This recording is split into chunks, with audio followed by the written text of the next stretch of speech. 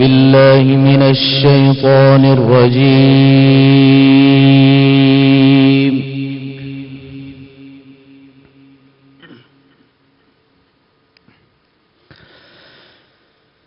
بسم الله الرحمن الرحيم.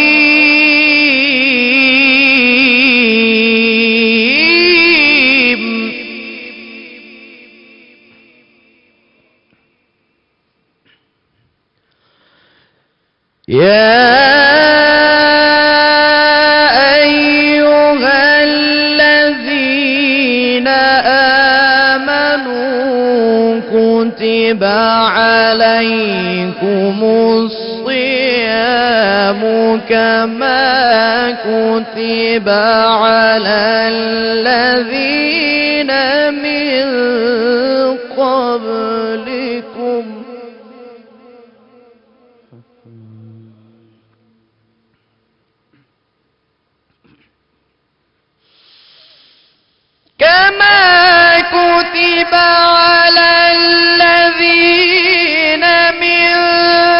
قبلكم لعلكم تتقون أياما معدودات.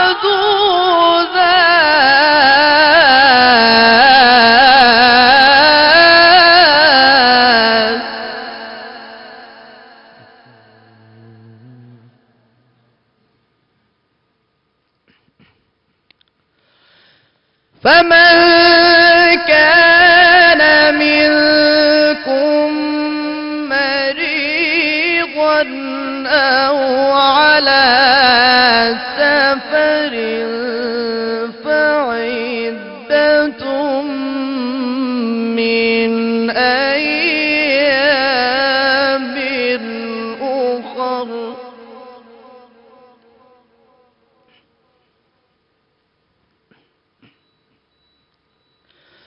وعلى الذين يطيقونه فدية طعام مسكين.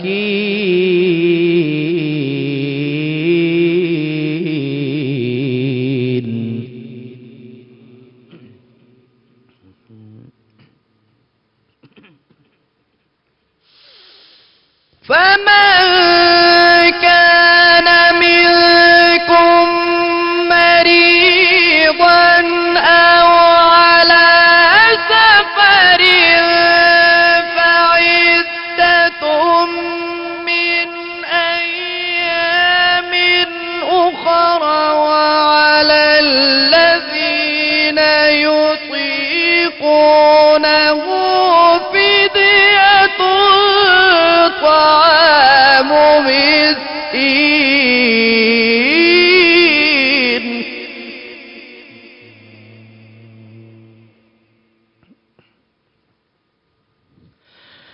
فمن تطوع خيرا فهو خير له.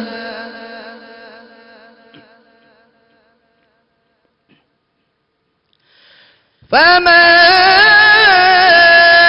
تطوع خيرا فهو خير له. وأن تصوموا خير لكم إن كنتم تعلمون.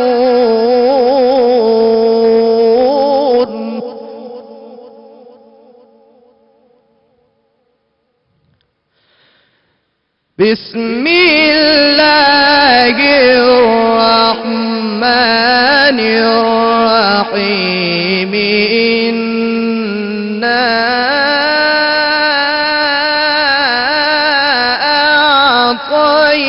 أعطيناك الكوثر.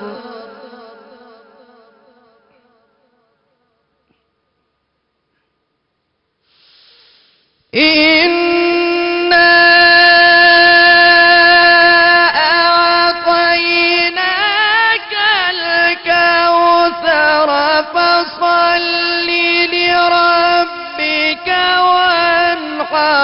إن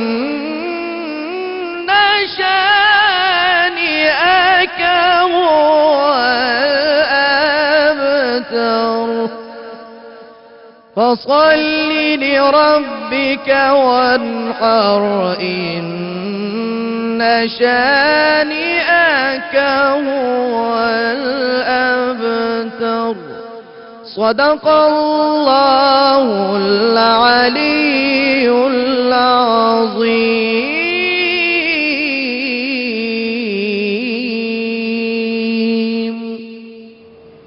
سبحان اللہ، سبحان اللہ، جزاک اللہ قاری محمد ذیشان حنیف قادری، بہت بہت شکریہ. بسم اللہ الرحمن الرحیم. السلام علیکم خواتین و حضرات. ناظرین، رمضان کا دوسرا عشرہ جو ہے وہ اختتامی لمحات میں داخل ہو رہا ہے. آج دنیا بھر کے مسلمان اللہ کے حضور دنیاوی کاموں کو چھوڑ چھاڑ کے اپنے گھر میں قیام کر لیں گے اور اعتکاف کا جو ایک سلسلہ ہے وہ سٹارٹ ہو جائے گا. تو ویورز، ہم نے سوچا کہ آج کے دن اعتکاف پہ سحری کی ٹرانسمیشن میں بات کرنا بہت ضروری ہے، کیونکہ افطار ٹرانسمیشن کے دوران ہی آف کورس لوگ اعتکاف میں بیٹھنا شروع کر دیں گے. سو اعتکاف ہے کیا؟ یہ فرض ہے یا سنت، مطلب نفل ہے یا واجب ہے، اس پہ انڈرسٹینڈنگ حاصل کرنا، خواتین کو کیا حکم دیا گیا ہے، مرد حضرات کو کیا حکم دیا گیا ہے، ان سب چیزوں پہ ہم انفارمیشن لیں گے اپنے ریناؤن اسکالر سے. لیکن ویورز، جیسے کہ آپ جانتے ہیں یہ سیگمنٹ ہے میرے بہت ہی پیارے بھائی کا، ایک ایسی پرسنالٹی کا جو بہت خوبصورت انداز میں کلام پیش کرتے ہیں، اور اگر انہیں میں ایک ریناؤن سٹوری ٹیلر بھی کہوں تو یہ بات غلط نہیں ہوگی. ہسٹوریکل پس منظر، اسلامک پوائنٹ آف ویو سے جس خوبصورتی سے یہ گائیڈ کرتے ہیں اور لوگوں کو انگیج کرتے ہیں، ان کا کوئی مقابلہ نہیں لگا سکتا. میرے بہت پیارے بھائی پیر سید محمد مقدس کاظمی المشہدی ہمارے ساتھ ہیں. السلام علیکم بھیا. جی وعلیکم السلام ورحمۃ اللہ. تو بھیا، ٹاپک تو اعتکاف ہے، لیکن آف کورس آپ کے ساتھ ٹاپک جی نعت کا سفر ہی ہوتا ہے. اور میں سمجھتا ہوں کہ نعت کے سفر میں ہم جو بات کر رہے تھے حضرت سعدی شرازی رحمۃ اللہ علیہ کی، اور یہ وہ ہستیاں جن کے بارے میں نے ناظرین بتایا، اور میں چاہوں گا کہ ان ہستیوں کو آپ ضرور پڑھیے کہ یہ واحد ثنا خان ہیں جن کا کوئی اس اعتبار سے تقابل نہیں ہے کہ یہ واحد ثنا خان ہے جن کی نعت آ کے خود رسول اللہ صلی اللہ علیہ وآلہ وسلم نے خود مکمل کی. اور جیسے میں نے بتایا کہ بالغ العلا بکمالہ کشفت دجا بجمالہ حسنت جمیع ارسالہ، صلو علیہ وآلہ، یہ لفظ رسالت ماپ کے کہے ہوئے ہیں. گویا مجھے اس طرح محسوس ہوتا ہے کہ جس طرح درود جو ہے وہ آل کے بغیر مکمل نہیں، اور اگر آل کے بغیر ہو تو وہ دم بریدہ رسالت ماپ فرماتے ہیں کہ گویا اس کی کوئی اہمیت ہی نہیں ہے. صحیح. تو میرا جی یہ چاہتا ہے کہ بہت سارے لوگوں کی یہ خواہش ہے، جیسے آپ بھی فرما رہی تھی کہ کچھ لوگ نثر کو پسند کرتے ہیں، کچھ لوگ نظم کو پسند کرتے ہیں. تو میں چاہتا ہوں کہ آج ان کا ہم احترام کریں کہ جو لوگ ہمیں چاہتے ہیں کہ ہم سے زیادہ کلام سنیں. جی، میں یہ آج آپ کو بات اکراس کرنی تھی، امی سے بھی جب گفتگو ہو رہی تھی تو وہ یہی گلا کر رہی تھی کہ جو اتنے اپنے آپ نے پیارے بھائی بنائے ہوئے مقدس بھائی، انہیں کہنا کہ امی کہہ رہی تھی کہ کلام اگر آج زیادہ سنا دیں تو کیا ہی بات ہوگی. چلیں میں منسوخ کرتا ہوں حضرت کچھ سعدی شرازی کے وہ جذبات، تو جی ان کے جذبات کو میں مکمل کرتے ہوئے، اور یہ جو میں پڑھنے چاہ رہا ہوں شاید آپ نے موبائل ٹیون پہ بھی اس کو سنا ہوگا، جو میں پیش کر رہا ہوں. ہاں، درود ان پر سلام ان پر، میرے نبی کا جو ہے گھرانہ. حضرت سعدی کو جو ایک دفعہ میں کہتا ہوں کہ میں یہی کہوں گا کہ رسالت میں آپ نے آ کے درود کو رینیو کروایا، وہ یہی تھا کہ سعدی دیکھ ہمیں ایک ربائی بھی پسند نہیں ہے جس میں آل کا ذکر نہ ہو، پوری نعت پڑھو اور آل کا ذکر نہ ہو، بتاؤ رسالت میں آپ کو کیسے پسند ہوگا. تو پیش کرنے جا رہا ہوں، اور اس اعتبار سے کہ قال رسول اللہ صلی اللہ علیہ وآلہ وسلم انی تارک فیکم ثقلین کتاب اللہ و اطرت اہل بیتی. درود ان پر سلام ان پر، میرے نبی کا جو ہے گھرانہ، درود ان پر، سلام ان پر، میرے نبی کا جو ہے گھرانہ، یہاں اترتے ہیں سب فرشتے، یہاں پہ جھکتا ہے کل زمانہ، درود ان پر، سلام ان پر، میرے نبی کا جو ہے گھرانہ۔ بطور خاص جو میں نے وہ حدیث پڑھی، قال رسول اللہ صلی اللہ علیہ وآلہ وسلم انی تارک فیکم الثقلین، قرآن اور اہل بیت دونوں خدا کے تحفے ہیں امتوں کو، قرآن اور اہل بیت دونوں خدا کے تحفے ہیں امتوں کو، درود پڑھنا نہ دم بریدہ، نہ آل میری کو بھول جانا، نہ آل میری کو بھول جانا۔ اور ایک بطور خاص شعر دیکھیے، تمام عہدے تمام رتبے خدا ہے دیتا نبی کے صدقے، تمام عہدے تمام رتبے خدا ہے دیتا نبی کے صدقے، اور جہاں نبی ولی ہیں بنتے، وہ ہے محمد کا کارخانہ، وہ ہے محمد کا کارخانہ۔ اور یہ شعر دیکھیے گا، زلیخا عاشق تھی حسن یوسف کی، اور یوسف عاشق تھے مصطفیٰ کے، زلیخا عاشق تھی حسن یوسف کی، یوسف عاشق تھے مصطفیٰ کے، وہاں پہ کٹتی تھی انگلیاں بس، یہاں کٹاتا ہے سر زمانہ، یہاں کٹاتا ہے سر۔ اور حضرت بلال کا بطور خاص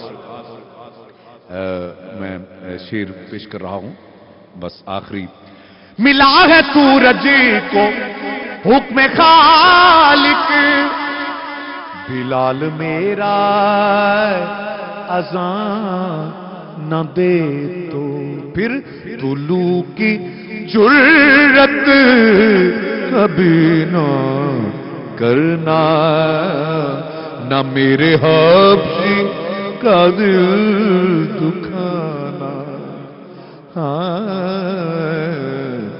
نہ میرے حبشی کا دل دکھانا، درود ان پر، سلام ان پر، میرے نبی کا جو ہے گھرانہ۔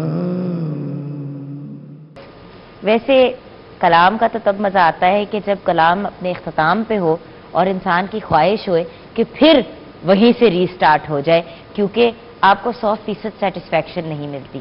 اور ہمارے بہت ہی پیارے بھائی پیر سید محمد مقدس قادمی المشہدی کی کچھ بات ہی کچھ ایسی ہے کہ کلام اس انداز میں پیش کرتے ہیں کہ جی چاہتا ہے کہ اسی کو ریپیٹ پہ بار بار سنتے جائیں۔ ماشاءاللہ بہت ہی خوبصورت سلامت رہیے نعت رسول مقبول صلی اللہ علیہ وآلہ وسلم آپ نے پیش کی بریک سے پہلے، اور یہ جو دن چل رہے ہیں ان کی مناسبت سے بھی بہت ہی اپروپریٹ۔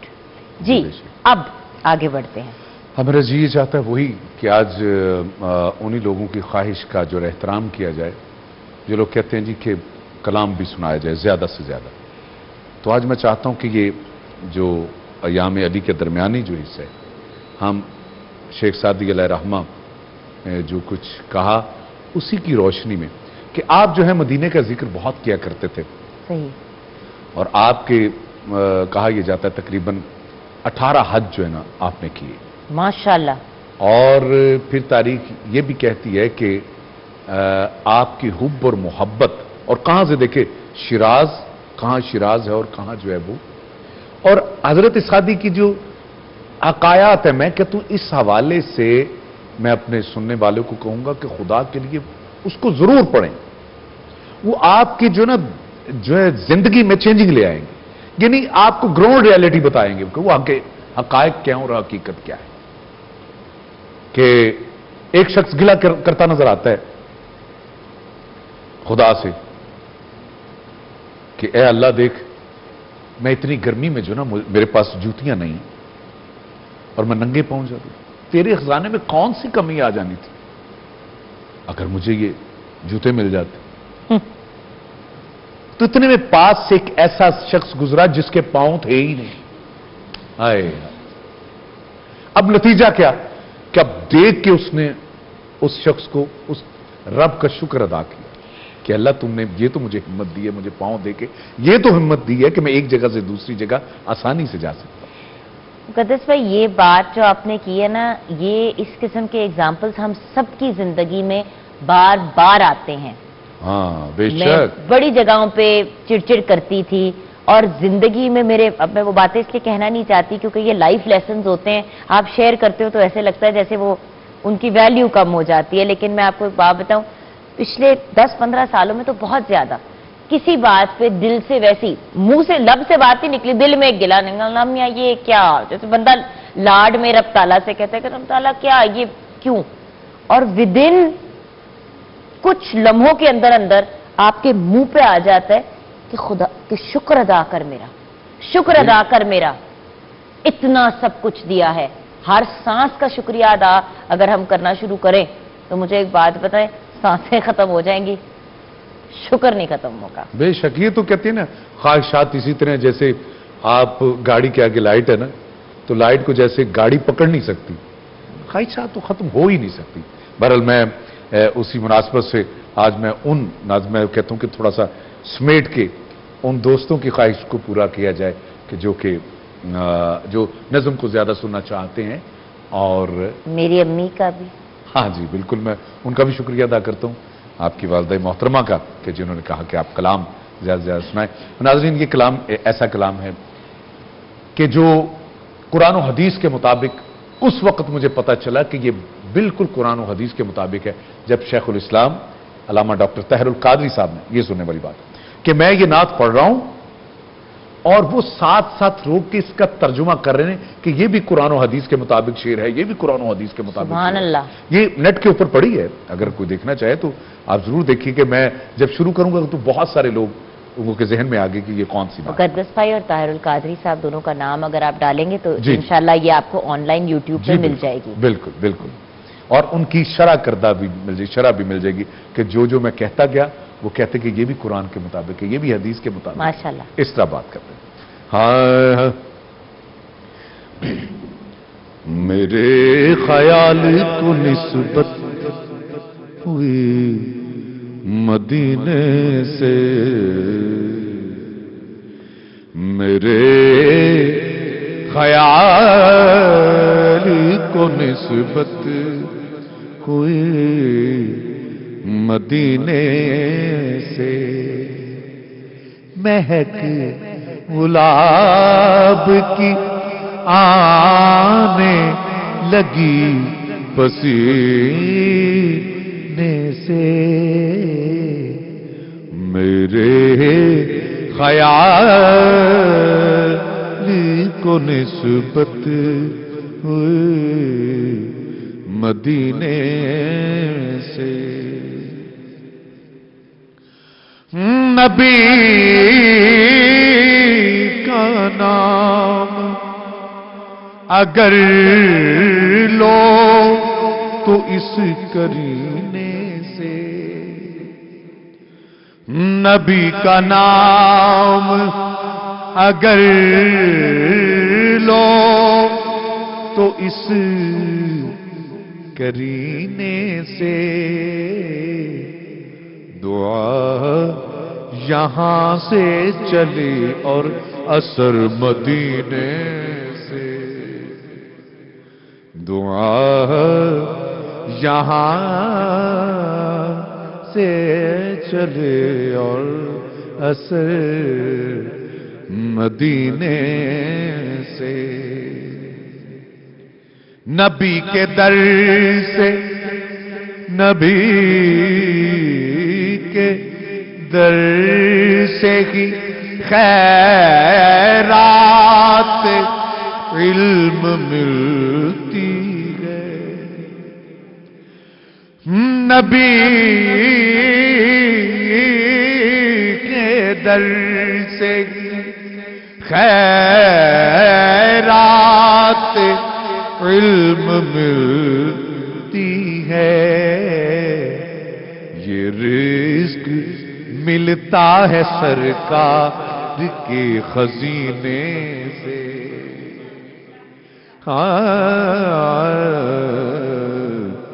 یہ رزق ملتا ہے سرکار کے خزینے سے، سنا ہے آتش دوزخ میں ڈوب جاتا ہے،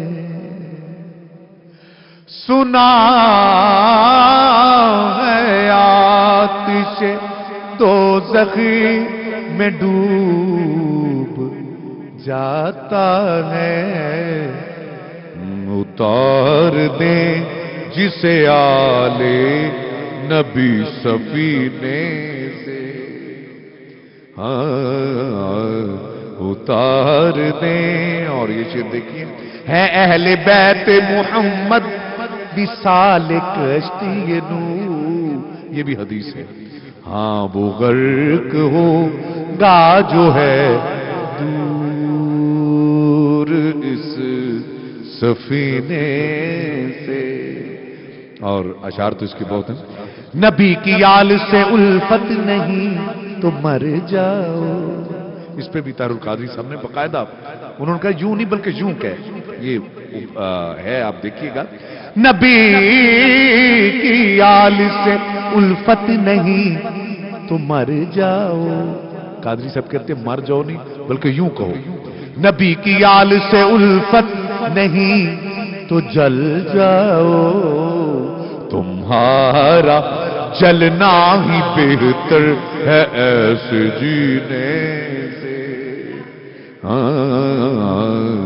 تمہارا جلنا ہی بہتر ہے ایسے جینے سے، مہک گلاب کی آنے لگی پسینے سے، میرے خیال کو نسبت ہوئی مدینے سے۔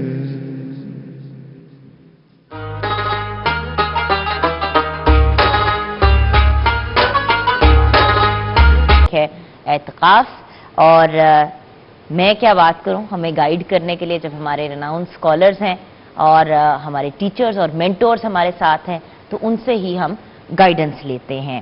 ہم نے سوچا آج کی سحری موسٹ اپروپریٹ ہے اس ٹاپک کے لیے، جبکہ بہت احترام کے دن چل رہے ہیں، لیکن جو لوگ اعتکاف میں بیٹھنا چاہتے ہیں، اسپیشلی آج کل کے حالات کے مطابق جو کنفیوژن میں ہیں کہ اب وہ کیا کریں، بہت سے ایسے لوگ ہیں جن کی ایج 60 پلس ہے، وہ مساجد میں جانا تھوڑا سا اوائڈ کر رہے ہیں صحت کی وجہ سے، تو وہ کیا کریں؟ تو ہمیں ابھی گائیڈنس ملے گی ہمارے اسکالر سے۔ سب سے پہلے ملاقات کرتے ہیں پروفیسر ڈاکٹر محمد سعد صدیقی سے۔ السلام علیکم۔ السلام ورحمۃ اللہ، کیا حال ہے جناب؟ خیریت سے؟ الحمدللہ الحمدللہ۔ ہمیں جوائن کیا ہے علامہ ڈاکٹر محمد حسین اکبر نے. السلام علیکم علامہ صاحب. السلام ورحمۃ اللہ وبرکاتہ. علامہ صاحب بہت لمبا وقفہ ہو گیا ہماری ملاقات میں, سال سے زیادہ گزر گیا انفارچونیٹلی, ہمیں یہ وقفے کم کرنے پڑیں گے. اینڈ دین آف کورس ہمیں جوائن کیا ہے بابر علی سجن نے. السلام علیکم بھیا. بھیا کی طرف ہم آئیں گے کلام کے لیے ذرا آگے جا کے. اچھا سب سے پہلے تو ڈاکٹر صاحب آپ سے ہی بات شروع کر لیتے ہیں. اعتکاف, جی اعتکاف آخر ہے کیا؟ ایکچولی آپ دونوں سے سوال ہے کیونکہ ذرا ڈیٹیلڈ ہے. یہ فرض ہے یا سنت, نفل ہے یا واجب, مطلب تھوڑا سا اس پہ کلیئرٹی ہمیں دے دیں. جی ڈاکٹر صاحب. بسم اللہ الرحمن الرحیم. نحمدہ ونصلی ونسلم علی رسولہ الکریم.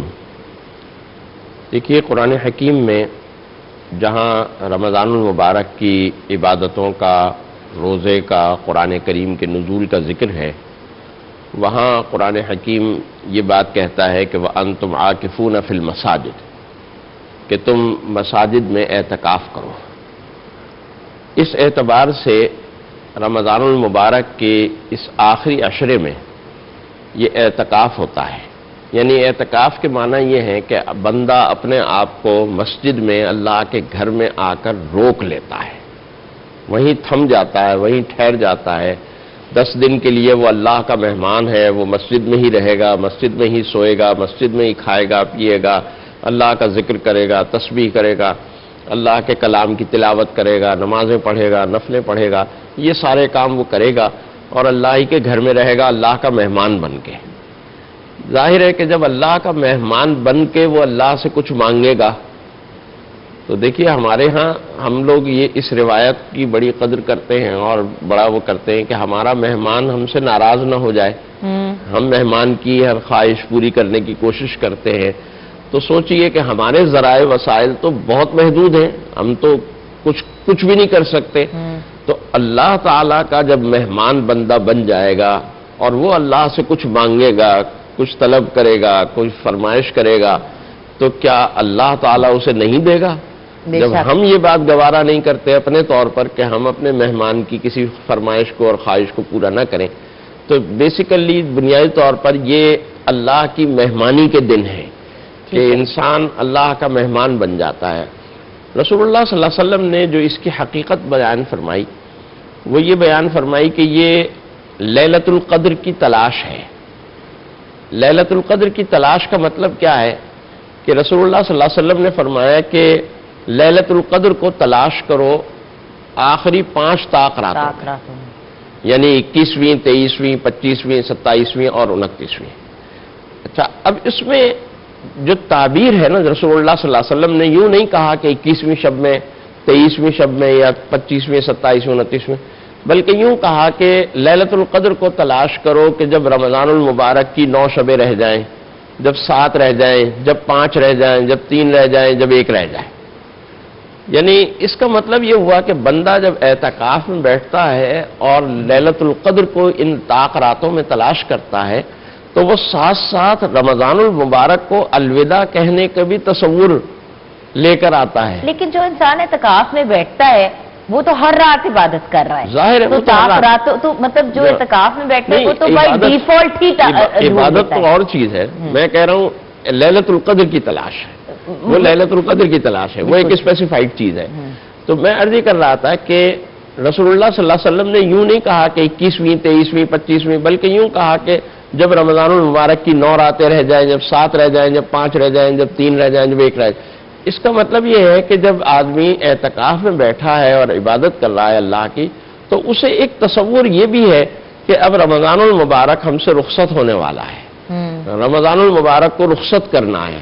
تو رخصت جب آدمی کسی کو کرتا ہے تو بڑے گلے لگا کر, بہت تپاک سے, بہت اس سے اسے رنج و غم کی بھی ایک کیفیت ہوتی ہے, خوشی کی بھی ایک کیفیت ہوتی ہے کہ میرا دوست مجھے ملا, میرا مہمان مجھے ملا, وہ ایک خوشی بھی ہوتی ہے اور یہ ایک غم بھی ہوتا ہے کہ یہ مجھ سے جدا ہو رہا ہے.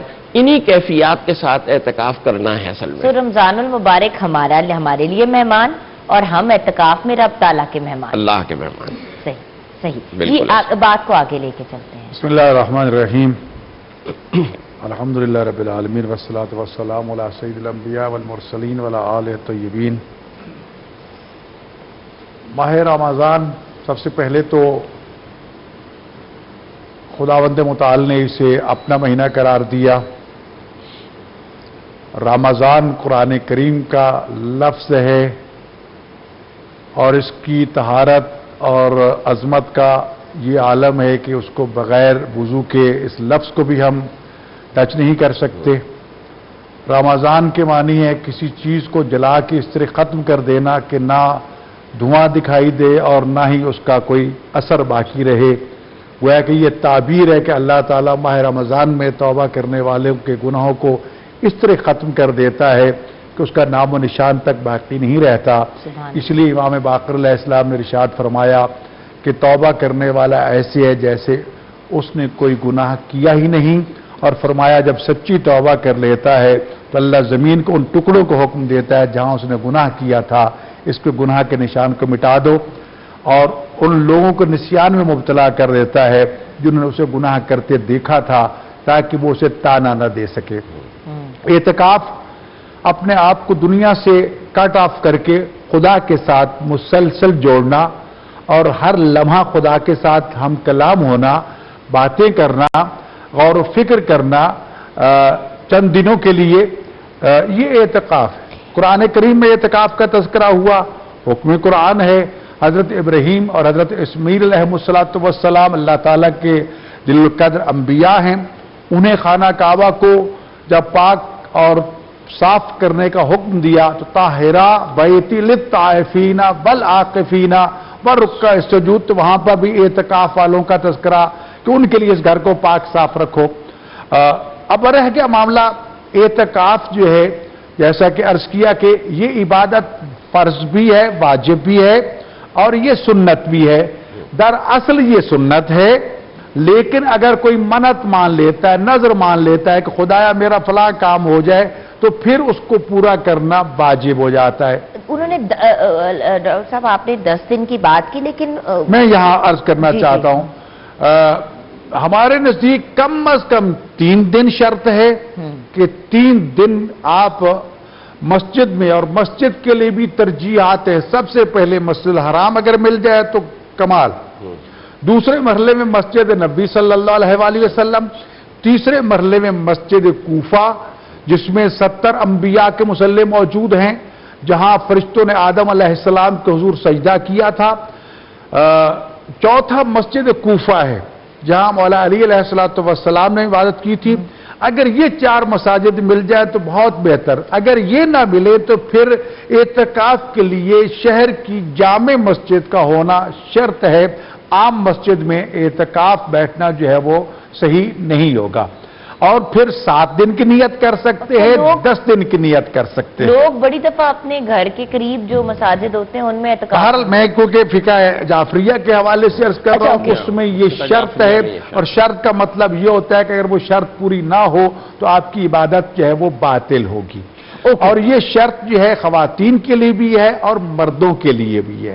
شیعہ فقہ میں خواتین گھر میں اعتکاف نہیں بیٹھ سکتی، مسجد میں بھی بیٹھیں گی تو کچھ اس کی اور بھی شرائط ہیں کہ اپنے شوہر سے اجازت لیں، باپ سے اجازت لیں، یا جو بھی اس کا ولی شرعی ہے اس سے اجازت لینا ضروری ہے۔ اور دوسرا جیسے کہ عرض کیا کہ دراصل یہ سنت عبادت ہے، لیکن انسان اگر منت مان لے تو واجب ہو جاتی ہے۔ 3 دن کا قصد کیا ہے تو پہلے 2 دنوں میں اگر وہ اس اعتکاف کو چھوڑنا چاہے تو چھوڑ سکتا ہے، لیکن جب 2 دن گزر جائیں گے تو پھر چھوڑنا جو ہے وہ گناہ ہوگا اور کفارہ پڑ جائے گا۔ پھر یہ ہے کہ اس کی دوسری شرط یہ ہے کہ اعتکاف ماہ رمضان کے علاوہ بھی انجام دیا جا سکتا ہے، ضروری نہیں ہے کہ ماہ رمضان میں، لیکن فضیلت ماہ رمضان میں ہے اور پھر ماہ رمضان کے بھی آخری عشرے میں ہے۔ اس لیے کہا گیا کہ اس کے تیسرے دن کا روزہ جو ہے وہ واجب ہے۔ ماہ رمضان کے تو سارے روزے واجب ہیں، وہ اس لیے اگر ماہ رمضان سے ہٹ کے شعبان میں کوئی بیٹھتا ہے، رجب میں کوئی بیٹھتا ہے، ذی الحجہ میں کوئی بیٹھتا ہے تو یہ اعتکاف کی نیت کر کے بیٹھ سکتا ہے۔ 2 دن کے روزے سنت ہے، تیسرے دن کا روزہ بھی واجب ہو جاتا ہے، اور اس کے بعد کے روزے بھی واجب ہو جاتے ہیں۔ اور اس طرح اور بھی اس کی شرائط ہے यानी मस्जिद से बाहर नहीं जा सकता, अपनी बीवी से हमसफरा नहीं कर सकता, बीवी शौहर से नहीं मिल सकती, ये उसकी शरायत और उसके आदाब है। अब शरायत की तरफ मैं आऊंगी, अगर थोड़ी सी क्लैरिटी दे दें, क्योंकि उन्होंने मतलब उस पॉइंट ऑफ व्यू से तो बता दिया, अब फिक़्ह हनफिया के पॉइंट ऑफ व्यू से भी क्लियर कर दें फिक़्ह हनफी के अंदर ताकि सबको सारे कवर हो जाए। लोग जरूर मकसद समझाना है ना, यानी लोगों को हकायक सामने आ जाए, कुछ ज्यादा फर्क नहीं है। बस फिक़्ह हनफी में ये बात है कि हर मस्जिद में, जो भी मोहल्ले की मस्जिद है जहां आप आमतौर पर नमाज पढ़ते हैं या जहां भी कहीं आपको सहूलत है बैठने में, आप वहां एतकाफ में बैठ सकते हैं। ज़ाहिर हरमैन का तो मामला और है, खवातीन का भी मैं अर्ज़ करता हूं, तो इसलिए मस्जिद के हवाले से हरमैन के बाद आप किसी भी मस्जिद में बैठ सकते हैं। अगर बड़ी मस्जिद है, जामे मस्जिद है और मोतकिफीन ज़्यादा है, नमाजी ज़्यादा होते हैं, तो जाहिर है कि उसका सवाब ज़्यादा है। नमाजी इसलिए कि जितनी बड़ी जमात होती है नमाज में, उतना ही सवाब जमात का ज़्यादा होता है। जितनी कम जमात यानी कम अफराद होते हैं जमात में, उतना ही सवाब जो है वो कम हो जाता है। इस एतबार से यूँ कहा जा सकता है कि बड़ी जामे मस्जिद में बैठने में सवाब इस एतबार से ज़्यादा है कि वहाँ मोतकिफीन भी ज़्यादा होंगे, वहाँ जमात नमाज पढ़ने वाले भी ज़्यादा होंगे। ये सूरत हाल है फ़िक़्ह हनफी में। ख़वातीन का जहाँ तक ताल्लुक़ है, ख़वातीन का फ़िक़्ह हनफी में एतकाफ़ घर में होता है। ख़वातीन के लिए घर में एतकाफ़ होता है कि वो अपने घर के किसी हिस्से को, जहाँ वो आम तौर पर नमाज पढ़ती हैं, उस हिस्से को अपने लिए मखसूस कर लें और वहीं रहें, माँ सिवाय इसके कि जो बुनियादी बहुत ज़रूरतें हैं, उन ज़रूरतों के लिए वॉशरूम वगैरह जाना, उसके लिए वहाँ से उठें, उसके अलावा वो वहाँ से ना उठें। उन्हें खाना, इफ्तारी, सहरी वहीं फराहम की जाए, वहीं वो बैठी रहें और वहीं अल्लाह का जिक्र करें और तस्बीह हम्दो सना करती रहें। जी, अब घर में तो आप कर सकते हैं कि आपको कोई आके चीजें प्रोवाइड करे, मसाजिद में कैसे ये मैनेज होता है? मसाजिद में भी मैनेज हो जाए, बट डेली फिर कोई घर से आपका बंदा आपके लिए सहरी और इफ्तारी का सामान लेके आए और जी हाँ, ऐसा ही होगा। तो डेली आपका जी हाँ, ये तो इंतजाम हो जाता है। इसमें और मसाजिद में भी इंतजाम हो जाता है। थोड़ा सा मैं इसकी वजाहत ये भी कर देता हूँ कि अगर मिसाल के तौर पर कोई भी आपको ये ज़रूरियात ज़िंदगी पहुंचाने वाला नहीं है, ज़ाहिर है कि आप इत्काफ बैठने से पहले उसका इंतज़ाम करना है ना, तो आप बाहर अपनी इस बुनियादी ज़रूरत को पूरा करने के लिए उतनी देर के लिए आ सकते हैं कि खाना खा के फ़ौरन वापस चले जाए। इसी तरह मसलन तहारत का मकाम बाहर है मस्जिद के, क्योंकि हालात इत्काफ में मस्जिद से बाहर जाना ठीक नहीं है, मगर ज़रूरियात जो जिंदगी है उसके हवाले से, ज़रूरी जिंदगी में जो हफ्तरीन है, टॉयलेट के लिए जाना है, वजू के लिए जाना है, वो बाहर वजू खाना बना हुआ है, तो बाहर आ सकते हैं। फिर खवातीन के लिए शर्त है कि वो खवातीन के हिस्से में रहेंगी, मर्दों के लिए है कि वो मर्दों के हिस्से में रहेंगी। उसमें ये तफरीक भी जरूरी है। लेकिन अगर कोई खाना पहुंचाने वाला, आजकल तो माशाल्लाह मसाजिद में एहतमाम होता है, मसाजिद की इंतजामिया एहतमाम करती है, खाना भी पहुंचाती है, शहरी अफ्तारी के एहतमाम भी होते हैं, तो माशाल्लाह ये चीज़ है। लेकिन एक सवाल ये उठता है कि देखिए, बहुत माजरत के साथ बहुत बचकाना सवाल पूछ रही हूँ, लेकिन देखती हूँ मैं, लास्ट ईयर मैंने आपके साथ शायद शेयर किया था, मैं इसमें डिटेल में नहीं पढ़ूंगी क्योंकि वो अगैन गिबत की, जो मैंने पहले भी कहा, नाम लिए बगैर, मेरी एक जानने वाली हैं, उन्होंने अपनी तस्वीर लगाई एतकाफ में बैठे हुए और मतलब उसके नीचे हैशटैग एतकाफ सेल्फी लिखा, तो मैं कुछ सख्ते में चली गई कि एतकाफ में मोबाइल साथ था। दूसरी बात, अगर कोई आपको मसाजिद में देने के लिए आते हैं खाना, तो आपने उनसे खाना रिसीव करने की आपकी प्रोसीजर क्या है? आप वहां पे खड़े लगा, हाँ बताओ अम्मी की तबीयत कैसी है, फलां कैसे हैं, ये कैसे हैं, वो कैसे हैं, थोड़ी गप लगा के अंदर चले गए। ये मुझे पता है थोड़ा सा बचकाना सवाल है, बट क्लैरिटी की जरूरत है। लोग मोबाइल आप एतकाफ में साथ ले जाते हैं ये कह के कि भाई हमने उस पर चीजें पढ़नी होती हैं, देखनी होती हैं, और फिर उस पर मैसेजिंग भी कर रहे होते हैं। इसमें जहां तक मोबाइल ले जाने का ताल्लुक है, बजाते खुद मोबाइल ले जाना कोई बुरी बात नहीं है। मोबाइल से कुरान पढ़ सकते हैं, मुताला कर सकते हैं, दुआएं पढ़ सकते हैं, उसमें लोड की हुई हैं, कोई शक नहीं है। लेकिन उसका मसरफ इंसान के अख्तियार में है। वो वहाँ टेलीफोन पे चैटिंग कर रहा है, वो वहाँ पर टेलीफोन से बातें कर रहा है, वो अपना तत्तुल छोड़ के खुदा के साथ राब्ता तोड़ के लोगों के साथ बैठा है, तो वो जायज़ नहीं है। उसकी पूरी तवज्जो उधर रहनी चाहिए, एक चीज़।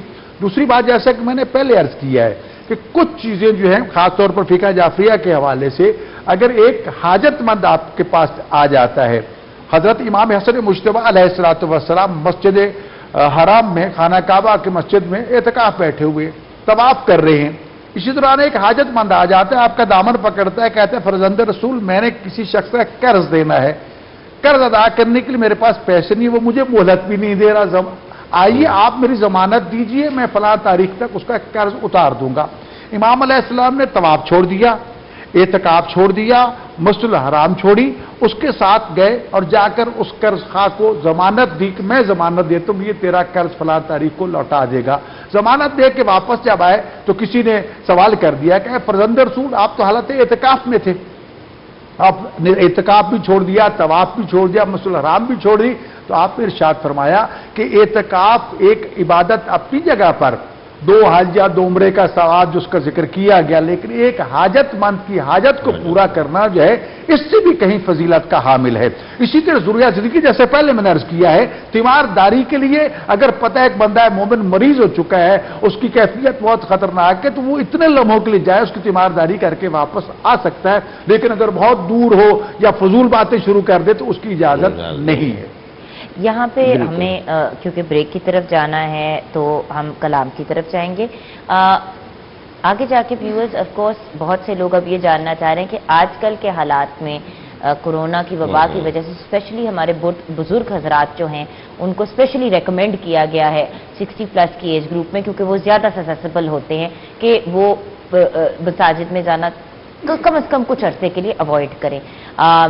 जा भी रहे हैं लोग जो नहीं जा पाते, डायबिटिक हैं, ब्लड प्रेशर के पेशेंट्स हैं और खुदा न खास्ता ज़्यादा ससेसिबल है, तो उनको क्या करना चाहिए, कैसे वो एतकाफ का बेनिफिट ले सकते हैं, क्या घर में एतकाफ पे बैठ सकते हैं, ये सारी डिटेल्स हम लेंगे। अगर किसी वजह से एतकाफ आपको तोड़ना पड़ता है, खुदा न खास्ता माँ की बाप की तबीयत खराब है, कोई इश्यू हो जाता है, माँ का बच्चा जो है वो बीमार हो गया, उसको जाना ही पड़ रहा है और फिर वापस नहीं आ सकती एतकाफ पे, तो उसमें फिर क्या शराइत है? जो आपने एक इबादत शुरू की है, क्या उसका कोई आपने कुछ देना होता है, कोई हदिया, मतलब क्या सिचुएशन होती है, ये हम जानेंगे ब्रेक के बाद।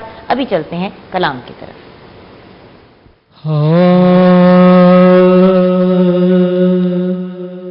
कतरा मांगे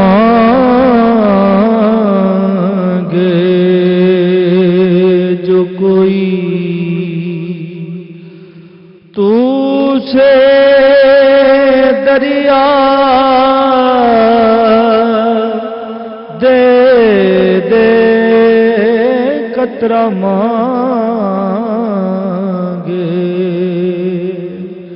जो कोई तू से दरिया दे दे, मुझको कुछ और ना दे, अपनी तमन्ना दे दे, कतरा मांगे।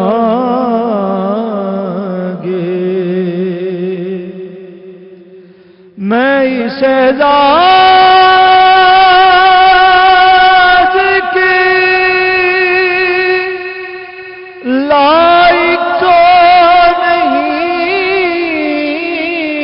हूँ, लेकिन मैं इस एजाज के लायक तो नहीं हूँ, लेकिन मुझको हम साइगिए गुंबदे खजरा दे दे, कतरा मांगे। ये तेरी जी राहील भाई। हुजूर मेरी तो सारी बहार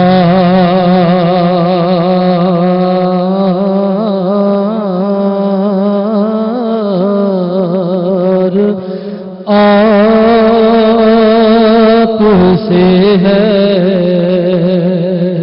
हुजूर मेरी तो सारी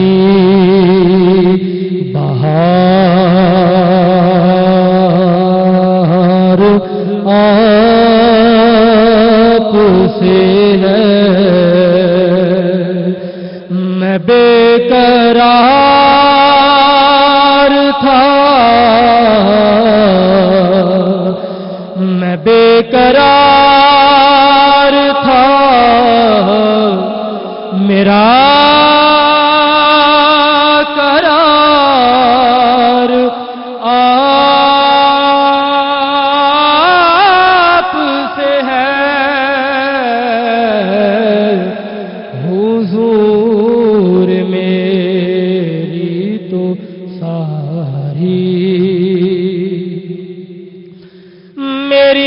ہستی ہی کیا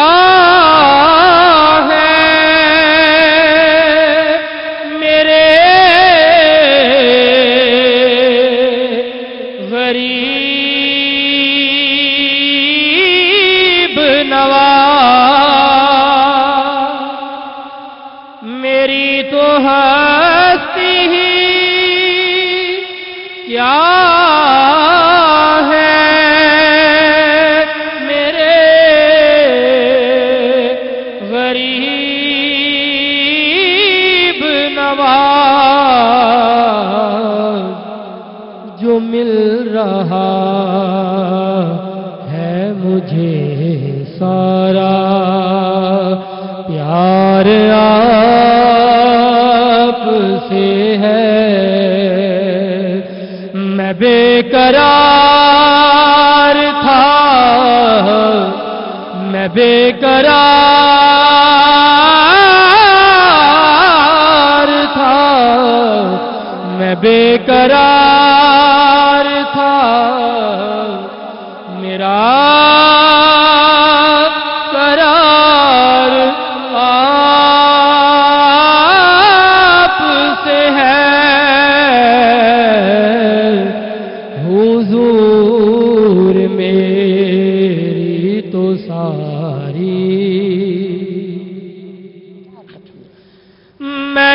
یقین سے زندہ ہوا آپ میرے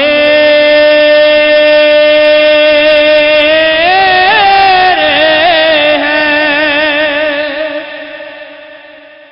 میں اس یقین سے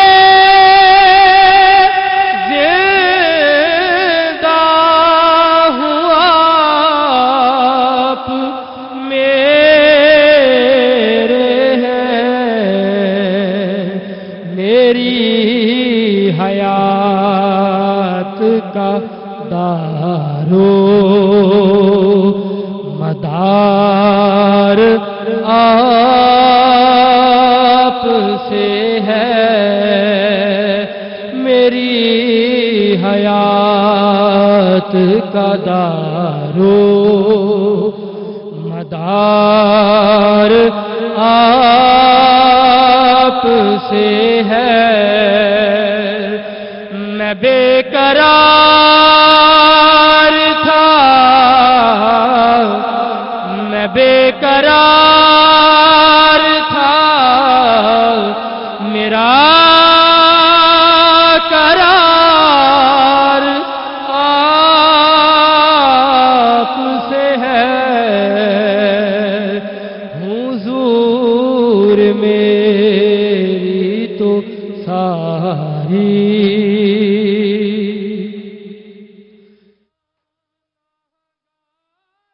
ہم واپس جائیں گے اس گفتگو میں، لیکن ویلکم کریں گے محمد آصف ہارونی کو۔ السلام علیکم۔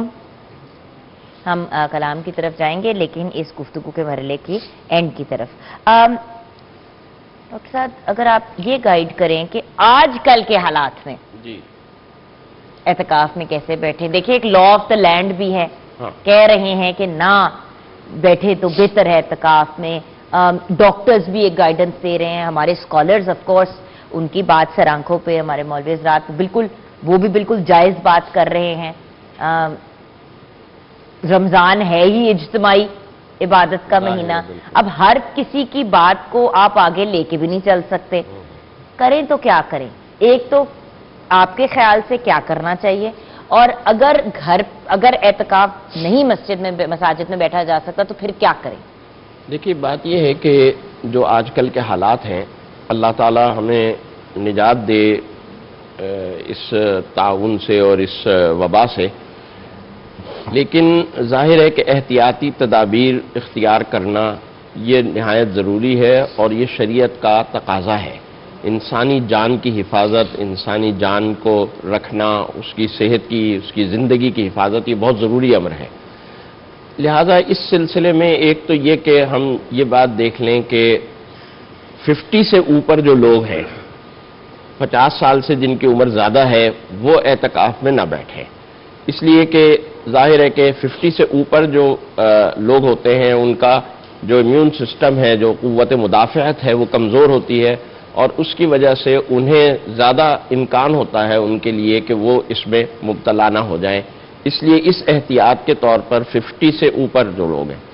دوسرے وہ لوگ کہ جو بیمار ہیں، کسی بیماری میں مبتلا ہیں، اللہ تعالیٰ انہیں صحت و عافیت نصیب فرمائے، ان کا بھی معاملہ یہی ہوتا ہے کہ بیماری کی وجہ سے، شوگر کی وجہ سے، بلڈ پریشر کی وجہ سے، یا کوئی بھی اس طرح کی بیماری ہے، اس سے قوت مدافعت کمزور ہو جاتی ہے اور ان کا بھی امکان زیادہ ہو جاتا ہے، تو وہ بھی پرہیز کریں۔ ہماری ایک سہیلی ہے 2 سال پہلے وہ بچے کو فیڈ کراتی تھی، بچہ 2 ماہ کا تھا۔ جی۔ اب دیکھیں یہ بھی تو ایسی بھی سچویشنز آ جاتی ہیں، روزے بھی اس نے پورے رکھے اور پھر اعتکاف میں بھی وہ بیٹھی، پورے 10 دن نہیں بیٹھی تھی، آئی تھنک وہ 3 دن کے اعتکاف میں بیٹھی تھی۔ لیکن اس کے بارے میں آپ کیا گائیڈنس دیں گے؟ ہمیں ایز فرینڈ ذرا آڈ لگا تھا کہ چھوٹا سا بیبی ہے، اگر بچے کی غذا، اس کی خوراک متاثر ہو رہی ہو تو عورت کو روزہ چھوڑنے کی بھی اجازت ہے۔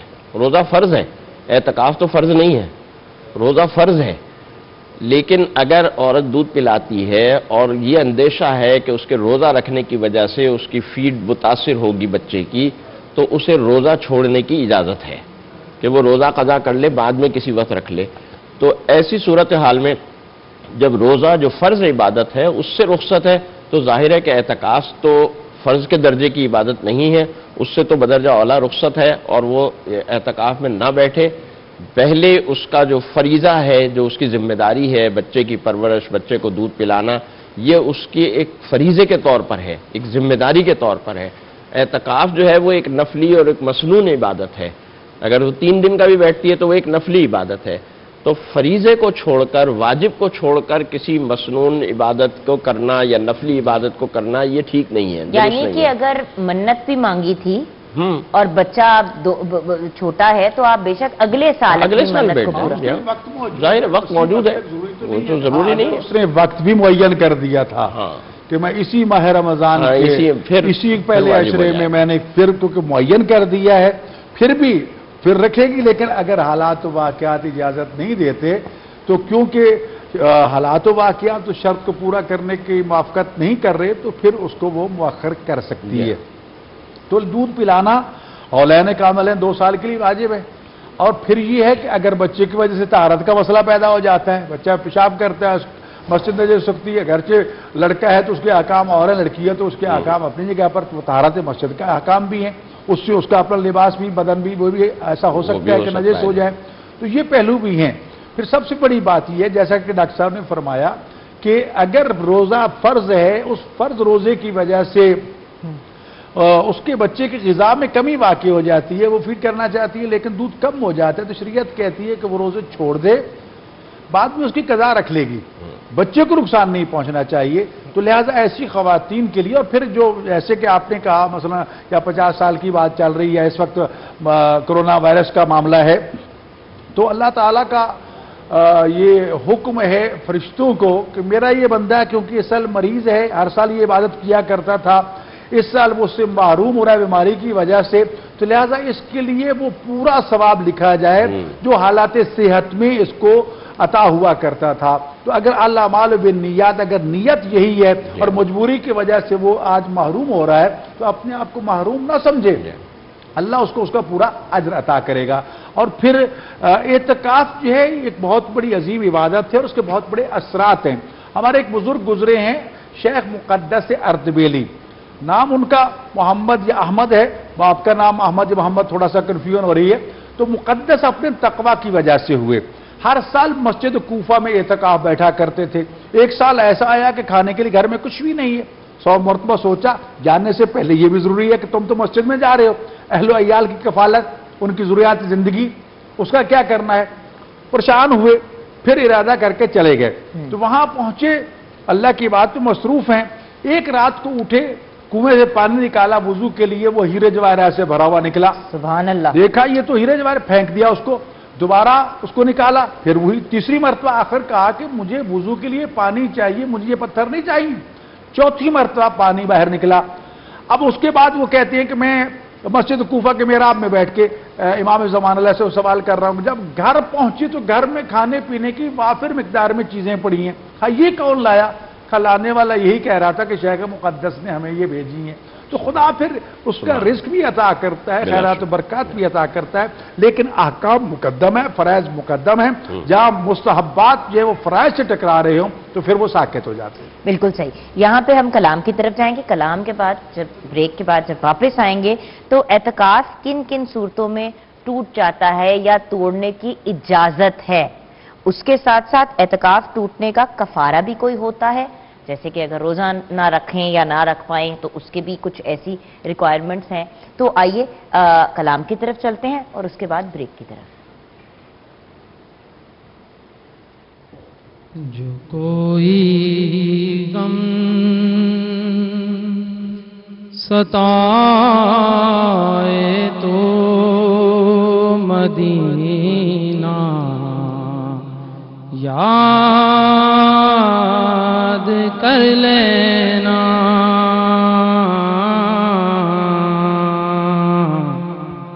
جو کوئی غم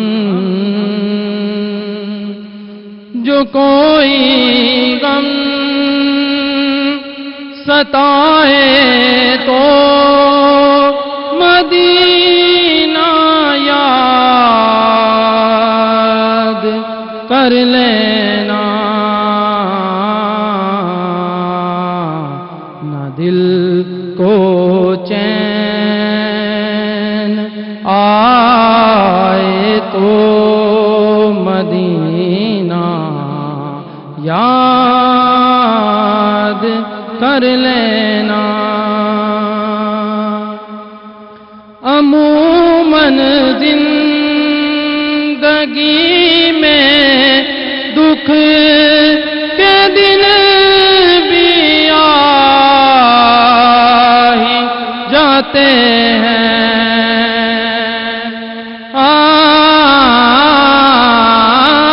عموماً زندگی میں دکھ کے دن بھی آ ہی جاتے ہیں, اگر لمحہ یہ آئے تو مدینہ یاد کر لینا.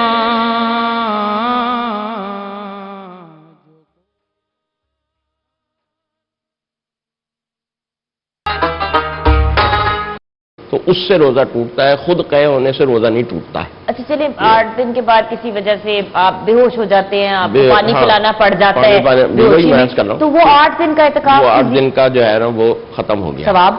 ثواب تو ملے گا, ثواب تو ظاہر ہے, وہ تو 8 دن ہاں، لیکن یہ کہ اس کی قضا اس کے اوپر لازم ہو جائے گی, قضا کرے گا وہ بعد میں کسی بھی وقت. وہ یعنی یہ ضروری نہیں کہ پھر رمضان میں ہی قضا کرے, وہ کسی بھی وقت جو ہے 10 دن کے لیے آ کر مسجد میں بیٹھے گا, اسی طرح روزہ رکھے گا, 10 روزے رکھے گا اور وہ اس کی پوری قضا کرے گا. اس کا کفارہ یہی ہے کہ کفارہ یہی ہے جی ہاں. کچھ پیسے یا اس طرح کی کھانا کھلانا, فدیہ وغیرہ نہیں ہے اس کا, فدیہ یا کفارہ نہیں ہے, اس کی قضا ہے, وہ قضا ہی کرے گا اور قضا کے ذریعے سے یعنی روزے رکھ کے باقاعدہ آ کے بیٹھے گا اور اسی طرح 10 دن گزارے گا مسجد میں. لیکن ڈاکٹر صاحب کچھ لوگوں کی صحت نہیں الاؤ کرتی, ہاں اگر نہیں ایگزامپل کوئی بندہ ڈائبیٹک یا کوئی اس ٹائپ کی سچویشن ہو نہیں جاتی ہے تو پھر وہ تو روزے کا فدیہ دے گا.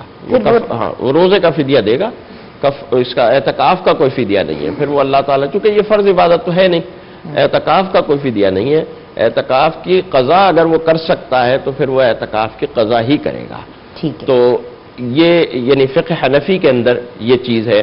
اور اس سلسلے میں یہاں یہی بات ہے کہ اول تو ایسا آدمی کہ جو یعنی جس کا بیماری کا امکان زیادہ ہو, چانس ایسا ہو, عمر زیادہ ہو, اوائڈ ہی کرنا چاہیے. اور خاص طور پر جو آج کل کے حالات ہیں ان حالات میں تو یہ بات کرنی چاہیے. اور جیسے علامہ صاحب بھی فرما رہے تھے کہ اگر وہ بیماری کی وجہ سے نہیں بیٹھ پا رہا, اس کا ارادہ تھا یا وہ ہمیشہ بیٹھتا تھا لیکن اس دفعہ وہ بیماری کی وجہ سے نہیں بیٹھ پا رہا, تو اللہ تعالیٰ اسے ثواب ضرور دیں گے, ایسی بات نہیں ہے. اور یہ بات فقہا نے لکھی ہے کہ اگر ایک شخص اعتکاف میں بیٹھا ہے اور اس کے کسی دوست کا کسی عزیز کا انتقال ہو جاتا ہے، اگر وہ اعتکاف میں نہ ہوتا تو اس کے جنازے میں ضرور شریک ہوتا، تو اسے جنازے کا پڑھنے کا ثواب مل جائے گا اعتکاف میں بیٹھے بیٹھے ہی، جنازہ پڑھے بغیر ہی، صرف اس وجہ سے کہ اگر وہ اعتکاف میں ہے اور اعتکاف میں ہونے کی وجہ سے وہ جنازہ پڑھنے نہیں گیا تو اللہ تعالیٰ اسے اس جنازے کا ثواب دے دے گا،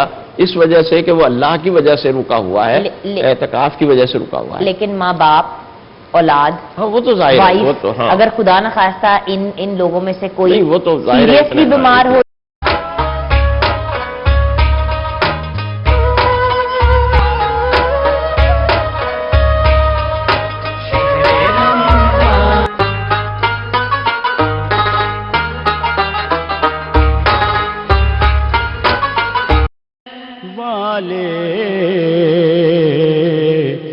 کتنے اعلیٰ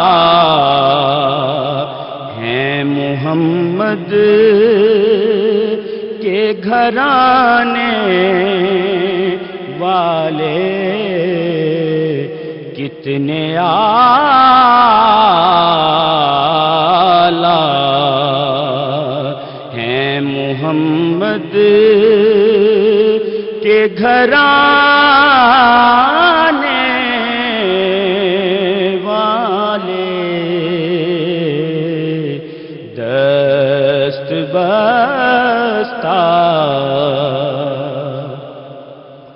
مجھ کو دنیا کے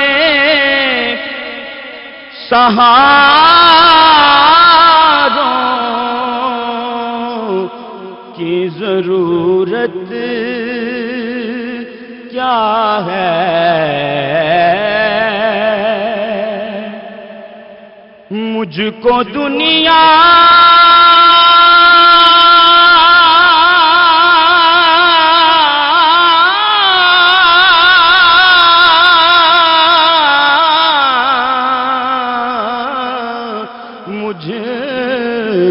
دنیا کے سہاروں کی ضرورت کیا ہے۔